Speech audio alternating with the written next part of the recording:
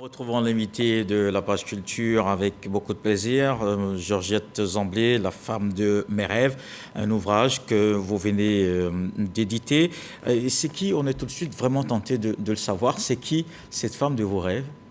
La femme de mes rêves, c'est la femme à laquelle j'aspirais, la femme que je souhaitais devenir lorsque je n'étais qu'une enfant, une enfant qui faisait face à beaucoup de contraintes, à beaucoup de stéréotypes, qui était dans un environnement qui ne lui permettait pas vraiment en tant que petite fille de manifester même un rêve, de dire que j'ai ce rêve-là. Mais ce rêve, je l'ai eu et à travers ce livre, c'est une sorte de masterclass pour dire aux femmes, c'est possible qu'on puisse rêver, nous avons le droit de rêver et nous avons le droit de briser les codes et les stéréotypes. Justement, c'était un livre autobiographique, vous parlez de vous-même, oui. Mais avec beaucoup de souffrance quand même, beaucoup de violences subies. Tout à fait. On se dit, mais finalement, c'est un mental assez fort pour réussir à sortir de là. Oui, parce que justement, il y avait un rêve derrière. Lorsqu'on a un rêve, on vit de son rêve et on se dit, je vais y arriver. Et c'est clair que le chemin ne sera pas toujours linéaire. Et c'est ce que je dis aux femmes, justement, qu'on ne se laisse pas enfermer dans des prisons mentales, qu'on ne reste pas enfermé parce que la société nous a dit ta place est là, reste là. La société est dans un rôle où on se dit que les femmes sont d'un côté avec un rôle inférieur, les hommes sont de l'autre et tout ça, mais il nous revient de dire non, je peux y arriver, je n'ai pas de limites. Et ce sont ces limites-là que moi j'ai décidé de briser. Et je me dis, si j'ai réussi à le faire, c'est que d'autres femmes peuvent le faire également. Oui, mais est-ce que finalement ce n'est pas plus facile à dire qu'à faire? Parce qu'il y en a qui disent, je suis fatigué de me battre. Vous l'avez plusieurs fois entendu, j'imagine. Oui, absolument. On n'est jamais fatigué de se battre. Et c'est pour cela que le partage d'expériences des unes, c'est important pour les autres. Lorsqu'on se sent seul dans une situation, on a l'impression que rien n'est possible. Mais lorsque vous entendez d'autres, vous partagez leur expérience et dire, j'ai vécu cela aussi. Je m'en suis sorti parce que j'avais tel rêve et je suis passé par telle démarche, cela peut inspirer les autres. Et c'est pour cela que ce livre-là, c'est un livre que je veux inspirant pour d'autres femmes, pour d'autres jeunes filles et j'espère qu'elles aussi arriveront à travers ce livre à dire, à réaliser leurs rêves et même à se construire un rêve. Alors, on va regarder donc La femme de mes rêves qui est lue par Sèche Parcom Didi dans cet élément et on se retrouve. Féministe, experte en genre de développement, Georgette Zamblé retrace la genèse de son combat féministe dans une œuvre littéraire intitulée La femme de mes rêves. À travers son histoire personnelle, ses motivations, les barrières qu'elle a pu briser, l'auteur veut laisser des traces et inspirer d'autres. La femme de mes rêves, c'est l'histoire d'une féministe qui, dès son jeune âge, a compris qu'elle est égale en termes de droits aux jeunes garçons de son âge et aussi que la naissance d'une fille n'est pas un tort, mais plutôt un privilège pour la société. La femme de mes rêves, une œuvre qui dit non à ce système qui tend à limiter la femme. Dans cette œuvre de 140 pages, Georgette Zamblé dresse le profil rêvé de la femme.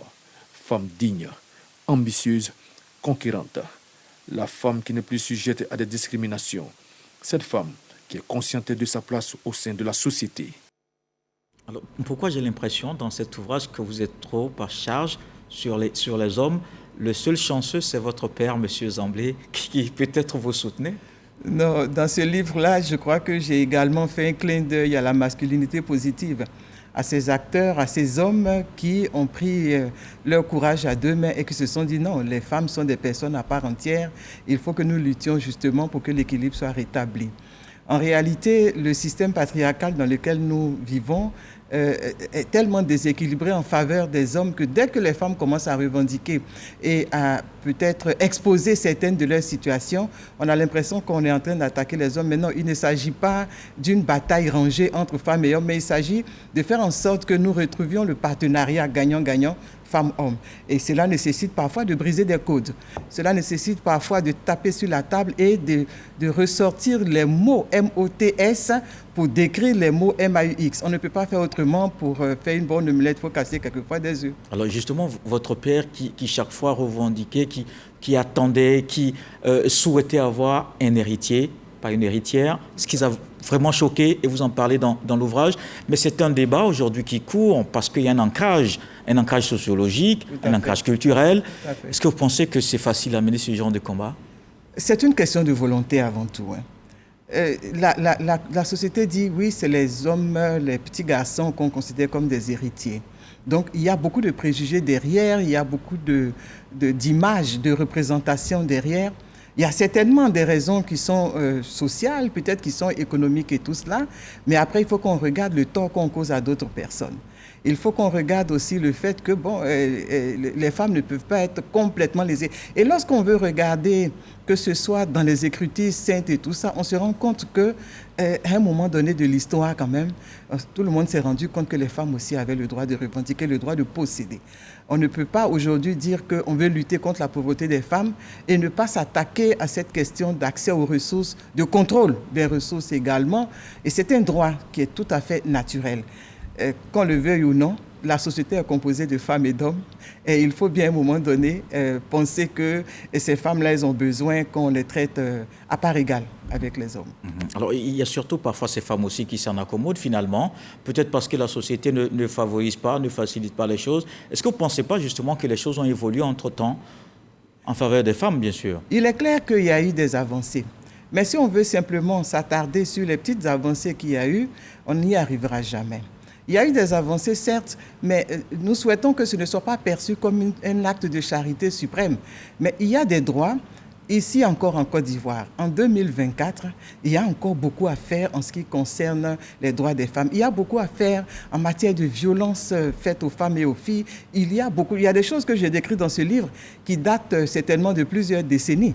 Mais ces réalités-là sont toujours là. Et tant qu'il y aura une seule personne victime de ce déséquilibre, de ces inégalités, nous croyons que la lutte doit continuer à être menée. Et l'une de ces phases dans cet ouvrage, c'est surtout ces images choquantes que vous nous relatez, ces attouchements à une petite fille d'à peine 2 ans et malheureusement cela a continué. C'est comment une thérapie, c'est quoi cette solution pour sortir de là?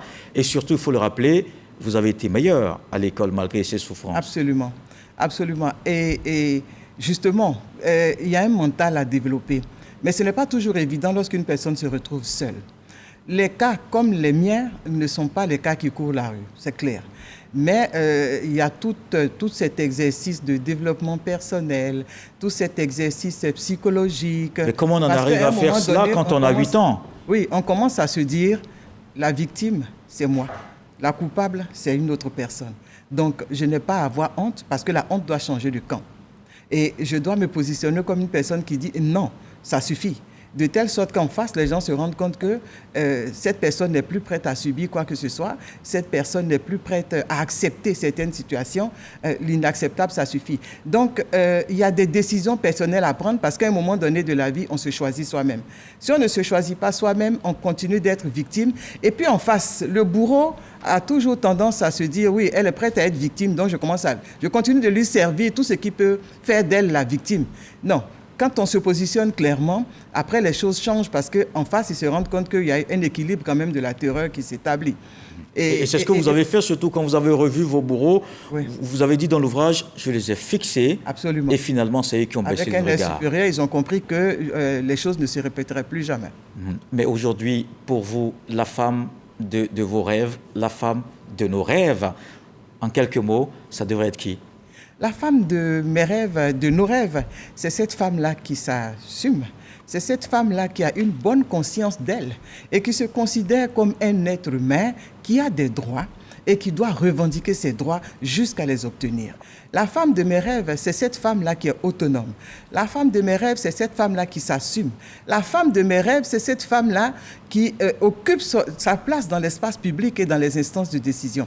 La femme de mes rêves, c'est cette femme-là qui vit dans un environnement sécurisé parce qu'elle n'est plus victime d'une quelconque forme de violence, que ce soit des violences physiques ou que ce soit des violences psychologiques ou des violences économiques. C'est cette femme-là qui est protéger. Et c'est cette femme-là qui peut prendre la parole pour dire ce qu'elle pense, parce qu'elle a le droit de faire ses choix, elle a le droit de contrôler son propre corps, elle a le droit d'apporter sa contribution au changement social. Oui, et d'ailleurs, on le rappelle, soit dit donc en passant, cette parité consacrée dans la Constitution ivoirienne depuis donc 2016. Merci Georgette Zamblé, auteure de l'œuvre La femme de mes rêves. Merci d'être passé nous partager justement la femme de vos rêves, donc finalement la femme de nos rêves.